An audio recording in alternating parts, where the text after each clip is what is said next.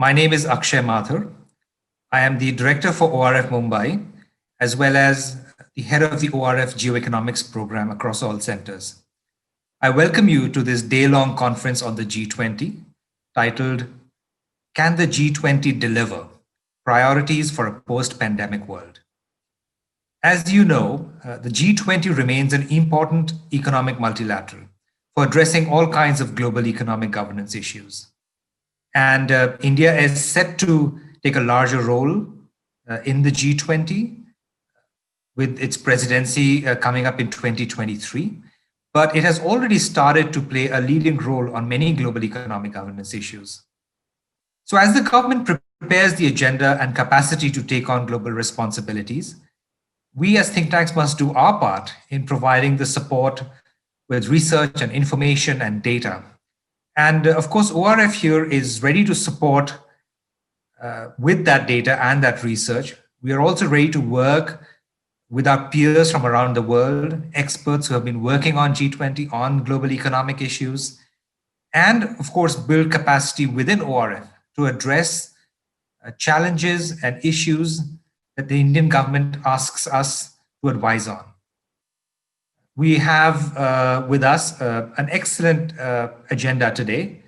The sessions today will explore the role of the G20 in the post-pandemic world. We will take a look at what has happened with the G20 in 2021, some of the outcomes from the Riyadh summit that recently took place because Saudi Arabia was leading the G20 in 2020. And of course, we'll take a look at what's in store for the G20, how we can make the G20 more effective, how we can make it more aligned to address global challenges. And we will speak to experts who have led the G20, the B20, which is the business subforum, and the T20, which is the think tank subforum for the G20 in the last few years. This discussion also, in a way, marks the launch of ORF's Geoeconomics Studies program, and is the first of many dialogues we intend to have on globalization, G20, multilateralism, economic multilateralism, and of course, the global economy. What you will see from us over the next few months and the years to come is regular dialogues on these subjects. And we will be inviting speakers from India and of course, around the world to work with us, to speak to us and speak with us on these issues and develop solutions that we can propose for global economic challenges.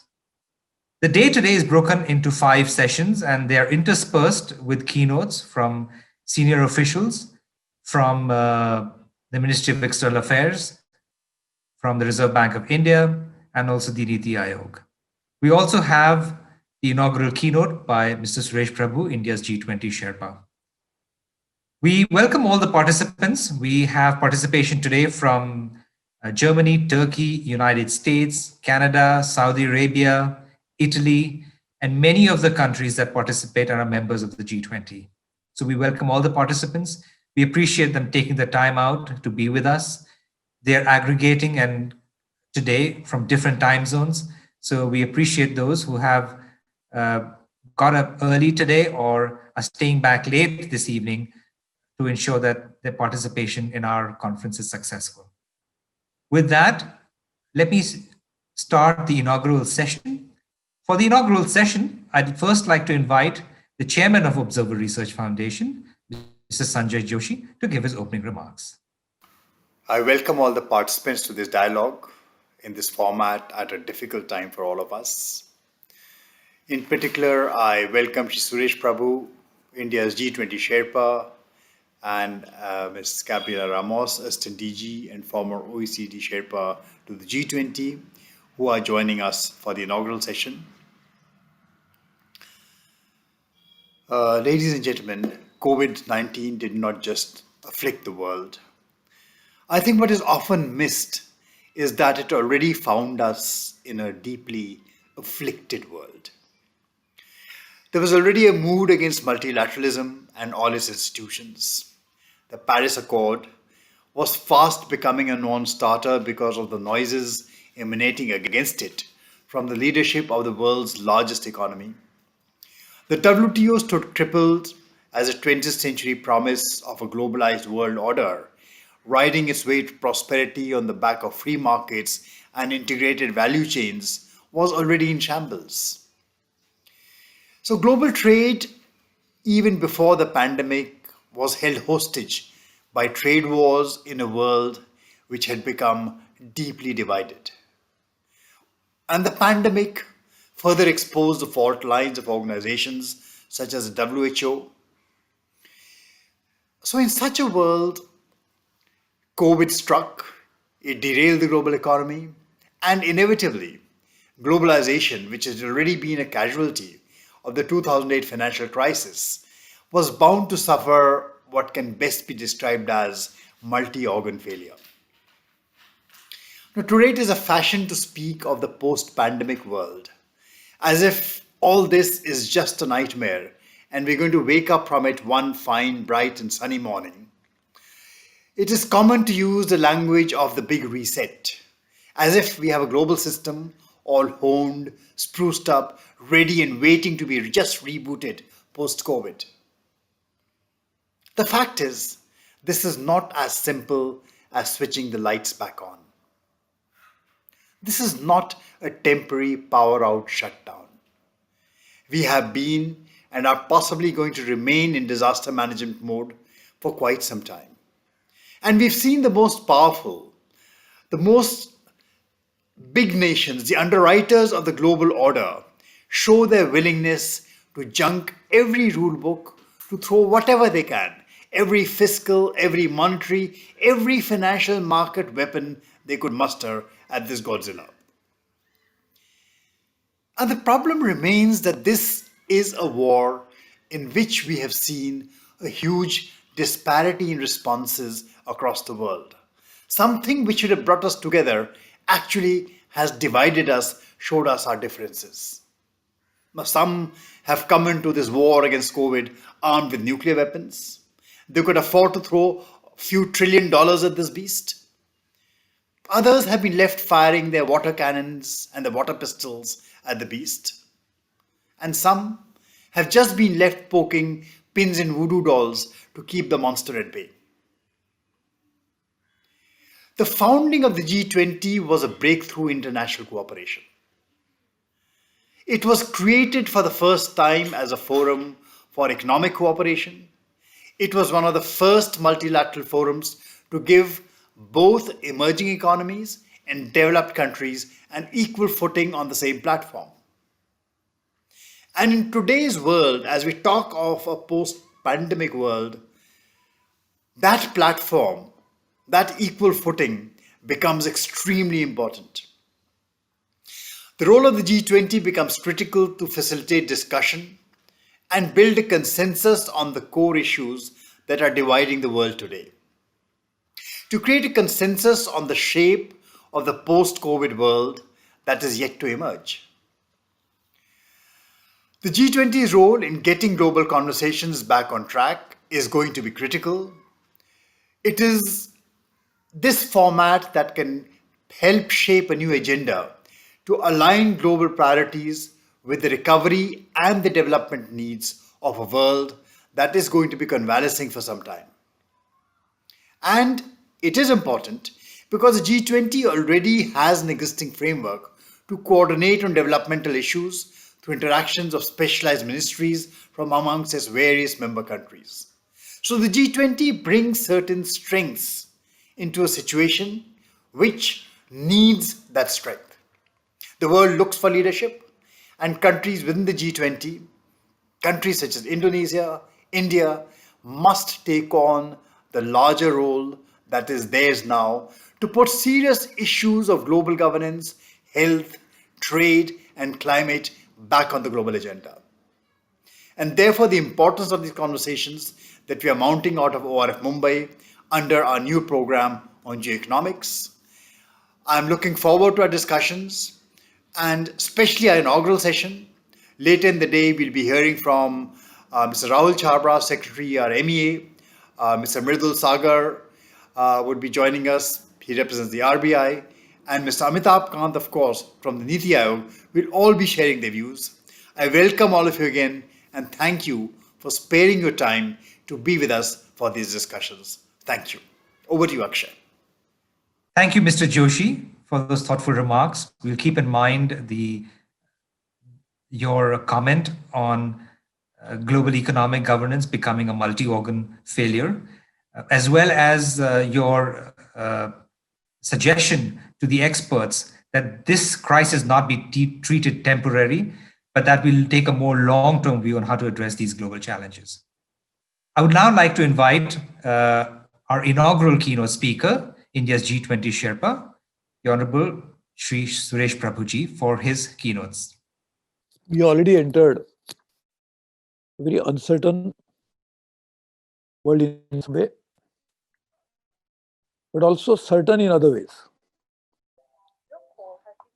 The uncertainty stems from the fact that world is in flux, changing so fast, difficult to predict. Challenges are immense. And in that context, it is very critical that there has to be some sort of understanding and some sort of a collaboration, camaraderie with the world community. Because so much uncertain world we are living in. But as I said, certain in some other ways. And what is that certainty? We could face different kind of global challenges in the next few years. Some are predictable and some are completely out of sight as of now. The predictable ones will be in the form of climate change, financial crisis, migration, terrorism, disruption that could happen as a result of energy crisis, and many of those. Unpredictable are the ones. The certainty about unpredictability is a very paradoxical thing, but it's a reality. As many are saying, that we could have many more such pandemics in future. The reasons are different, but conclusion seems to be the same. That many health emergencies arising out of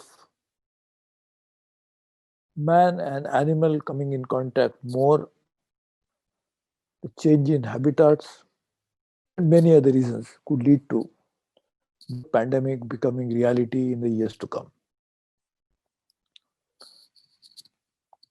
This pandemic showed us a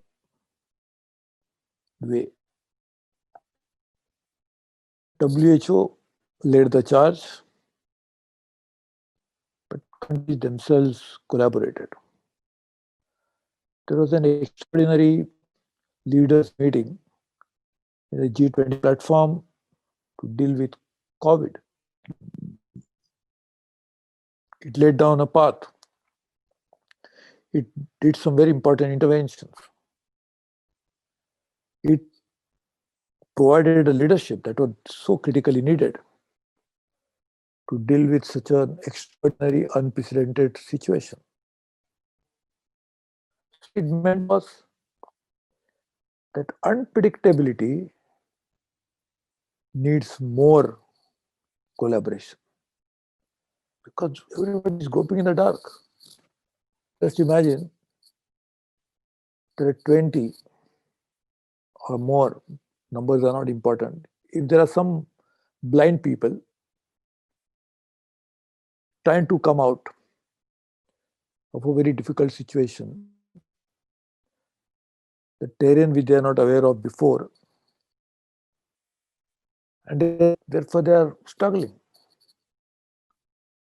Suddenly, they don't know what to do, but suddenly somebody suggests, why don't we hold each other's hands? And maybe that might help us to get out of this very difficult situation. And that probably helps because all are blind, they don't know where to go. But because they're holding hands, because eyes are not showing anything, they have a confidence. Still, the path is unknown. They have now more in them than what they had before. That's their self-confidence. They can work together. That is what exactly unpredictability can help us to get over. The certainty of unpredictability is other challenge. Because unpredictability is known, it is like somebody saying, the intelligence agency telling you that there might be a terror attack. That's certain. But they don't know whether it'll come from air, from land, from water. Whether they come in what form, nobody knows. But terror attack is a certainty. So certainty with unpredictability. And that is what we are going to enter the world. And therefore, we need to have a collaboration. G20 can provide that platform. As I said, the predictable risks that the world is facing. I mentioned all, I don't want to repeat them again. Each of that risk can derail the socio-economic life like never before. The world has been built on some form of institutions. The world is moving due to some agreed understandings. World has certain path to pursue because people agree on something. Consensus has already happened on issues concerning human life, social life, political life, economic life. Just imagine that now we are entering a risk-prone world. Risks are known, even consequences are known. Unlike the other category which I mentioned, certainty but unpredictability. Here, predictable and certain, both. Climate change is going to happen, terrorism is growing, all of that. If we do not work together, I give an example of blind struggling to come out of a situation.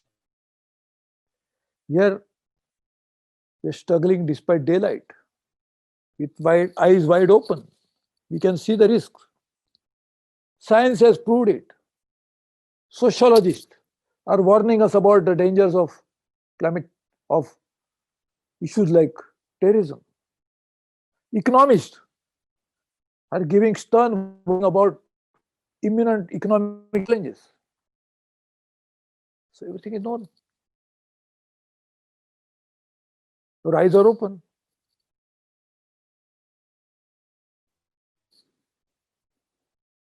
But lacks one thing. That's political will.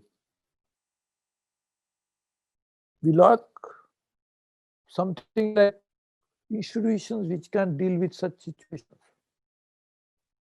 And that's what we need, global governance. To govern is a necessity when you have to deal with certain situations. You govern a country, govern a town, govern a council, govern a company, govern a social institution, govern a religion. You govern many things. So you have agreed as a humanity that governance is something which is necessary. Whether it is self-governance or different form is a different issue. But if there is no governance, there could be a chaos. Now, in dealing with these known issues, known challenges, risks, which are clearly visible right on the wall for too long, we need governance of a different kind, elevated governance, enlightened governance, forward-looking governance, formidable governance, strong governance. And all that can happen if G20 can provide that leadership. G20 represents 86% of the global output. So strong. It has some of the most developed countries in the world as well as developing countries in the world, but aspiring developing countries. So one, presumably, the developed countries would have the vision, developing countries will have the mission. They can work together and work not just for themselves, but for others, for the entire world. So the group of 20 should not usurp the global governance, but can guide the global governance, lead the global governance, can help to create institutions which will be democratic, which will be participatory, which will be rule-based, which will be visionary, which will have checks and balances inbuilt into those institutions. We have to do that. Else, I put it into two different buckets. Challenges ahead. One, the known risks. When we don't deal with them, I think we are heading into crisis. The other one, the challenge is known but not predictable. So both require governance, strong governance, visionary ideas, tools. I wish we succeed in doing that through G20. And that's the vision India would have. India would host the G20 2023 and will be waiting for Indonesia to do that job in 2022. Being a close friend, good friend, we really look forward to following them in the succeeding year. We already have worked very closely with our dear friends in Saudi Arabia and really wish before that with Japan very, very closely. Osaka, Riyadh, now Italy, and then Indonesia. So we have worked with all our partners, all 20 countries and more, because there are more countries who actually participate in G20 deliberations, and multilateral institutions, heads of them. We have worked very closely. We have worked with OECD, we have worked with WHO, we have worked with World Bank, with IMF, with ILO, all of them who join hands with the leaders, shape the future of the world. We have closely worked with them. So we really look forward to building new architecture for global governance, which will be driven by the need, but will be sustained in time, which will be having representation of all the countries in the world, all shades of opinion, and which will definitely be compassionate. The structure has to also have compassion, because normally structure cannot be in you to take care of the needs and the concerns of the developing countries. They need the help. It is the responsibility of others who are not in the G20 to take care of them. And that's the only way we can think about global governance. It's not governance exclusive for some few countries. It's for all. And that's why I really wish that India would take that leadership in shaping the public opinion, make sure that we work with our allies, we'll work with other countries and impress upon them the need to do so. We'll build alliances, we'll build bridges, we'll build friendships, and we'll get a much better world than what it is today through a process of understanding each other better, of taking the challenges and drawing the strategies to deal with. We have the ability, the wherewithals, and we'll make that happen as we go along. I'm very happy that you organized this program. Governance aspect of G20, and I don't look at it governance of G20. I look at it as governance of the world through the initiative of G20. But again, I repeat, it's not G20 which is doing governance for itself. That is a different issue completely that we may have to think, but global governance cannot be decided only by G20, but could be deliberated by G20 for the benefit of all the countries in the world. I wish all the best to this meeting, this conference, this thought process. I am sure ORF will bring together on the common platform many shades of opinion, many different ideas, and can help in creating this new vision for the world. Otherwise, we are heading for disaster. Even if you don't address climate change, we are heading for extinction. Forget disaster, extinction of the entire biodiversity, entire biological life, not only human beings. So just imagine we are committing suicide. I can understand you are taking your own life, but we are committing mass murder of the biodiversity, of destroying the entire creation of the nature, which has happened over millions of years of activities by sheer greed, which Mahatma Gandhi said, there is enough available for everybody's need, but not everybody's greed. So I wish all the best to you. Congratulations. Thank you, Suresh Prabhuji, for your remarks. We take note of your emphasis that you have laid on the risks that are ahead of us, not just with global economic governance, but with climate change and terrorism, as you have pointed out, and that we're struggling despite daylight, and we need solutions to address these global challenges. Otherwise, we're heading towards extinction.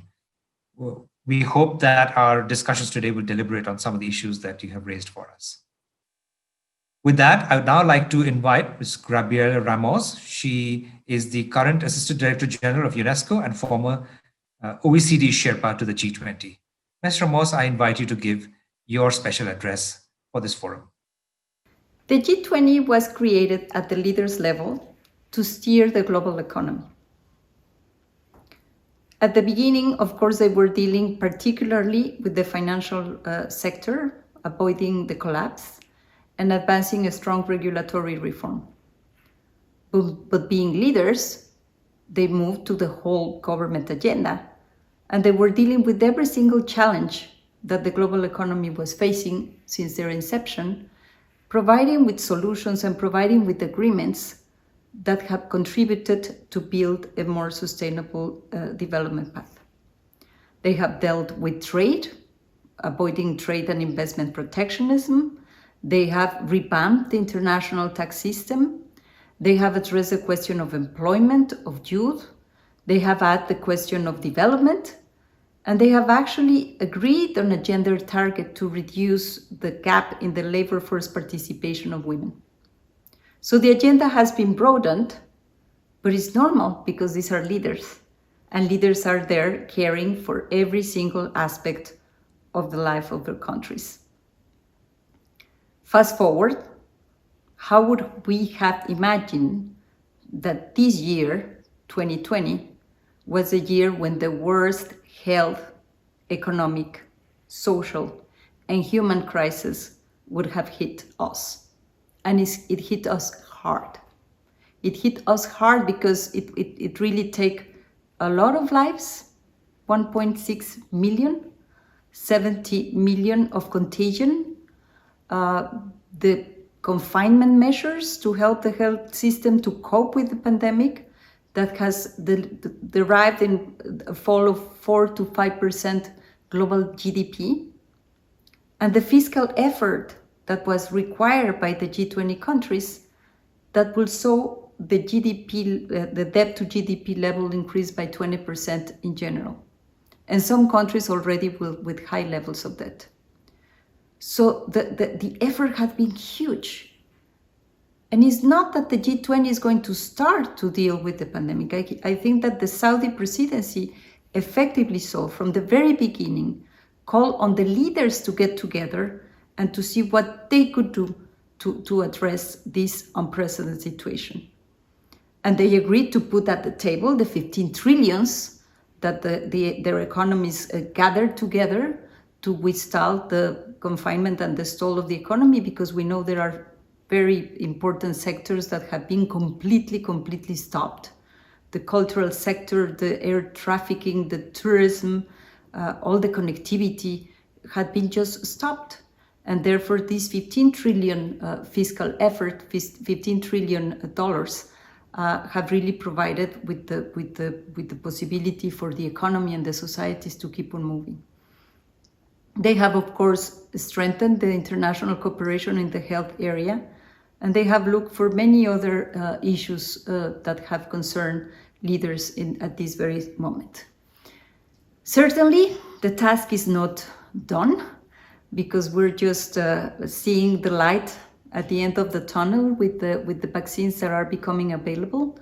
But the vaccines need to reach everywhere, and this is going to be a very important effort. And then we will need to see how do we deal with the legacies of the crisis in the economic field.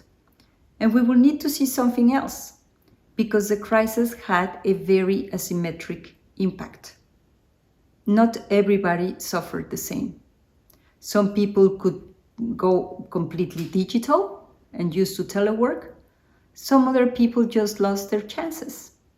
The most vulnerable, those that are usually facing very difficult circumstances, those that are in the informal markets, those that cannot go back to school again, the youth is really seeing their chances evaporate in many places around the world. The question of women are at the forefront of fighting the pandemic because they compose 70% of the health sector, but they have less financial leverage to withstand the shock. And not only that, they are facing violence, increased violence with the confinement measures. And therefore, these are the kind of issues that the G20 that has become more people-centered that would need to address. And I'm glad to see that the Italian presidency during this year has already put people, planet, and prosperity into the table. And we are looking forward to the Italian presidency, to the Indian presidency with my dear friend Suresh Prabhu, to look for the agenda that is so important for developing countries and to foster these synergies. What is the role of international institutions? I was proud to be the OECD Sherpa, and I was proud with the so many achievements we got together on taxes, on digital, on gender, on climate, on so many issues of the G20 and with the different working groups. And I feel that this is one of the very great deliverables of the G20. To take the evidence and the analytical power of international institutions to get consensus of members for the very different challenges that they are facing. Building on this infrastructure that is already there avoids duplication, but at the same time allows for the institutions to serve better the world economy and the leaders at the G20. How can this be improved? Well, now I'm the Assistant Director General for Social and Human Affairs at UNESCO. And I would say that we need to look at what institutions are ready to deliver. I would say UNESCO is strong on education, is strong on culture, is strong also on digital issues and the ethics of artificial intelligence. And therefore, I would say, look around, see how each one of them can improve their contributions, see how everybody can coordinate to deliver better. And in this way, the G20 will be stronger and the institutions will also be stronger. Thank you, Ms. Ramos, for your remarks. May I now invite Mr. Paolo Magri, who is the Executive Vice President of ISPI, the leading think tank of Italy, which is leading the Think 20 sub-forum for the G20 under the Italian presidency in 2021. And he himself is the chair for the G20 in 2021 for Italy. Mr. Magri, may I now invite you to give your opening remarks for this session. Thank you very much for having me today. How can we move beyond my country-first nationalism to a revived international cooperation? The easy answer is it's anything but easy. Why?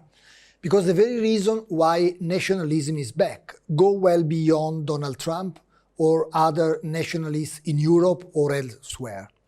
They go even beyond today's and tomorrow's social impact of the pandemic, which in any case can only make things worse.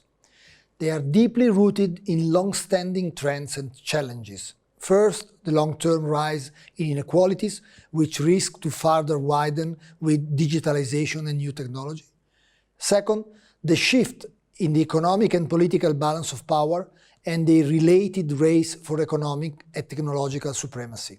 As we all know, this shift and this race are the real issue beyond trade disputes, and as competition grows at the international level, nationalism tends to strengthen domestically. But how to revive international cooperation despite these long-standing challenges? Let's try to be optimistic for a while and see the glass half full. If anything, COVID-19 has further emphasized that the need for cooperation is there. And on paper, the will could also be there. All the more so with President-elect Joe Biden. So if the need and the will, hopefully, are there, how to proceed?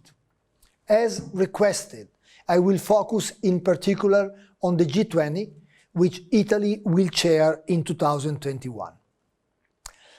The "My country first" narrative has clearly contributed to making the G20 less and less effective over the last few years. Take the 2020 global stimulus of $12 trillion to address the deepest recession in a century. It's large, but it looks more like a simple sum of national measure rather than a concerted action. So, how to react and revitalize the G20? For some, the majority, the critical issue is the format itself. For others, a minority I pretty much tend to agree with, it is the way the G20 operates and this agenda. Among those skeptical about the format, some think that the G20 is too large, too different, too diverse to be relevant, and propose to go back to the G7 or to move towards a D10, an alliance of democracies, or to any other small group of like-minded countries. Basically, with a crystal clear message: keep China and others out. Others think that the G20 is, on the contrary, too small and not representative enough of the collective will of the world. They have probably in mind a sort of resurrected General Assembly of the United Nations.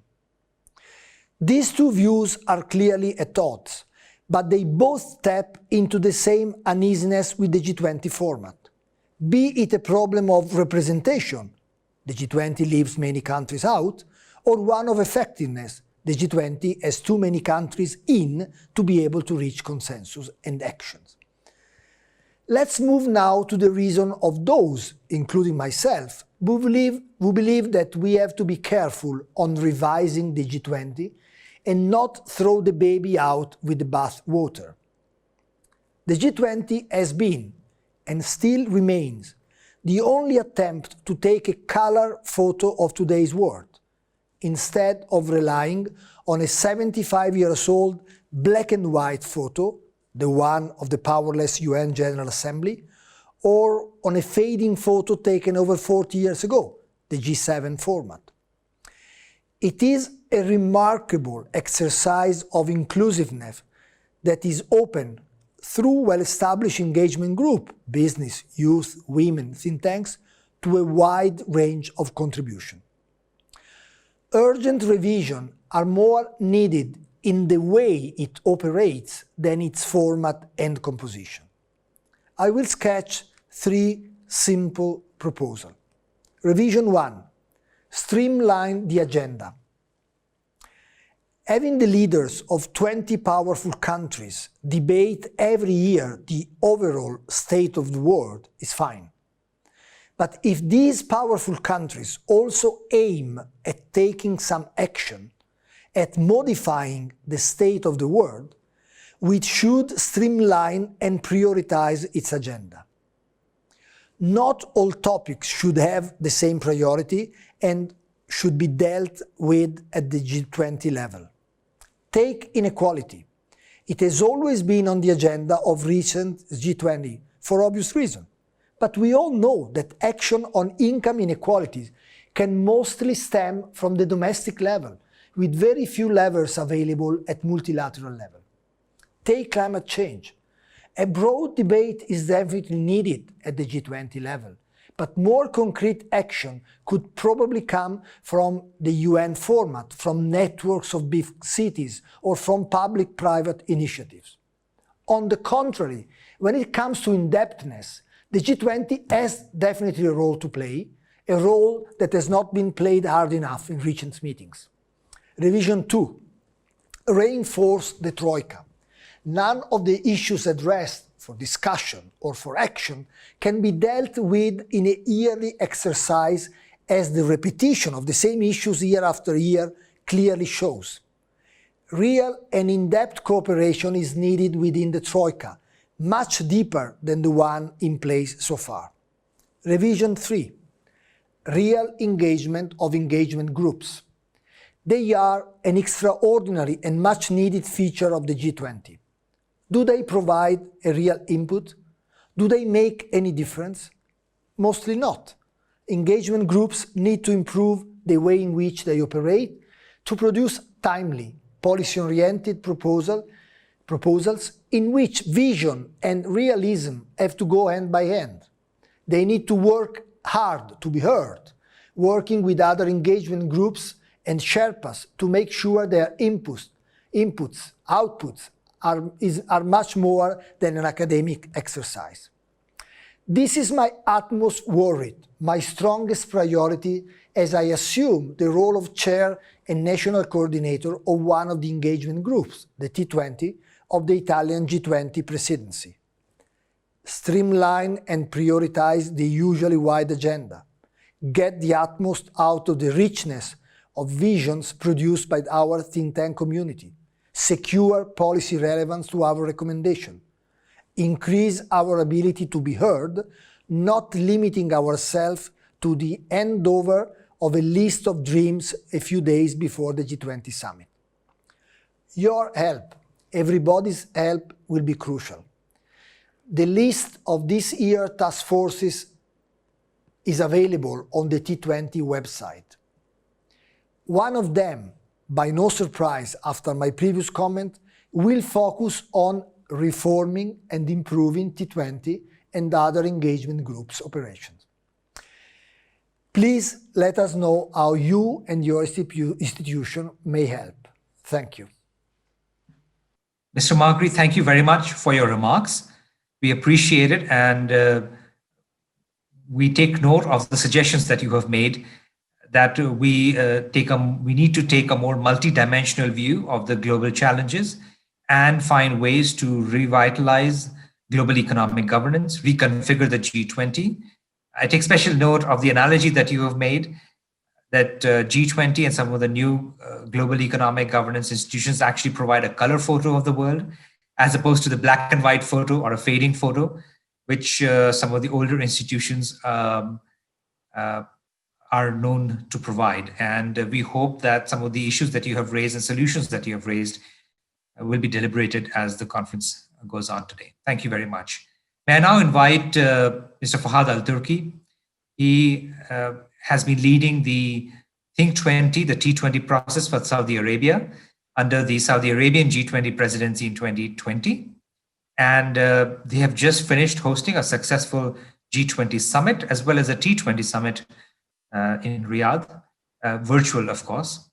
And Mr. Fahad has been very kind to give us advice on how we should proceed with the G20 as India prepares for its own presidency in 2023. So it's a great pleasure for me to invite Mr. Fahad Al-Turki to give his remarks for this inaugural session. Ladies and gentlemen, good morning, good afternoon, and good evening. It gives me a great pleasure to join you today virtually for preparing India for the G20 presidency in 2023. Having just concluded the Saudi G20 presidency and the T20, we can now finally look back and see it from afar. We have started the T20 summit with a strong hope and bold vision, which have guided us throughout the past year, creating a future of prosperity, sustainability, and inclusion. We reaffirmed the need of multilateralism and the key role of international organizations to overcome our existing shared global challenges of multilateralism, especially on the onset of COVID-19 as a backdrop.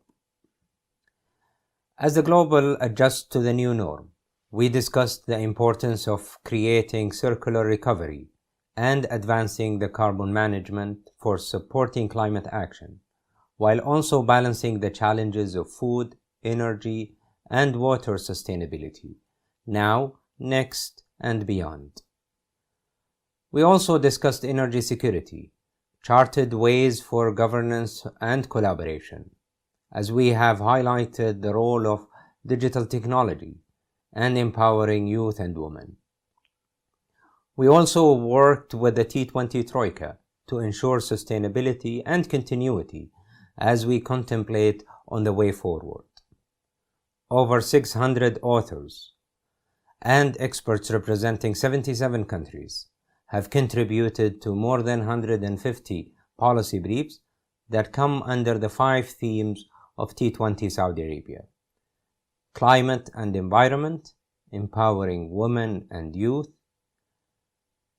multilateralism, economic development and finance, sustainable resources, and last but not least, technology and digitalization.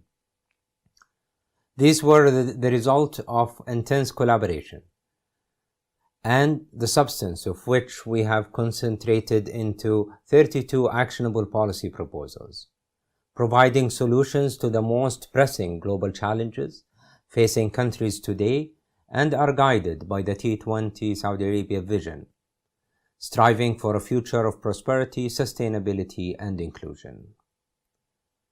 Ladies and gentlemen, 2020 is a defining year.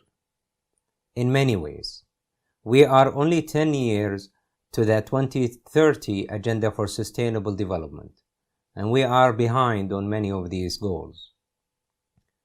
This is also the first G20 to be hosted in the Middle East, which happened during pandemic. It is also the first virtual T20 summit. We're also proud that we hosted the largest T20 to date in terms of the size of the task forces and the outreach to more than 650 authors representing over 400 institutions from around 70 countries. The number of 146 policy briefs were led by 55 co-chairs. To highlight the high level of engagements, policy advocacy, and action-oriented, the T20 has released 14 official statements, jointly with other international organizations as well as with other engagement groups. Fulfilling our inclusivity agenda, T20 was determined to reach out to every corner of the world, to voice their thought through our policy briefs. We have an impressive global coverage of over 650 authors from nearly 70 countries. Leading up to the T20 summit, we have launched the T20 Saudi Arabia summit season to sufficiently cover the vast range of important topics of our 11 task forces. We have successfully concluded 11 webinars co-hosted by 11 regional and global partners, where nearly 200 speakers discussed pressing global issues related to each task force. The total number of registration for these webinars exceeded 4,000. Perhaps this number would have not been possible without the COVID-19 forced virtual webinars. Indeed, it has been an exceptional year. Since 2012, the T20 helped shape global narratives through evidence-based research and brought national and regional concerns to the global agenda through think tank dialogue. The T20 feeds into the G20 process through facilitating interaction among G20 members and policy community, generating concrete and feasible policy recommendations, assessing G20 results and guiding G20 policymaking, communicating with the broader public about issues of global importance. The T20 Saudi Arabia handed over the communique to the leaders of the most powerful countries on earth, the world's most powerful nations that can speak of 2/3 of the global population and controls 90% of the global economy, with the hope of bringing us closer to a more inclusive deliberation and more effective response to today's complex global challenges and opportunities. The legacy was passed from Japan to Saudi Arabia and to Italy, and now will be extended to Indonesia and then India. We passed the torch to our Italian partners and wish them the best of luck for the T20 Italy 2021. We stand ready to assist the future T20 presidency and help lay a solid foundation for a future of prosperity, sustainability, and inclusion. Thank you. Thank you, Fahad, for those remarks. And I hope you'll continue to stay engaged with us as India prepares for its own G20 presidency after Italy and Indonesia. With that, we come to the end of the inaugural session. I thank our esteemed speakers for their remarks for this session. I welcome them to stay back and to listen in and tune in for the sessions that are going to transpire and are set for the rest of the day.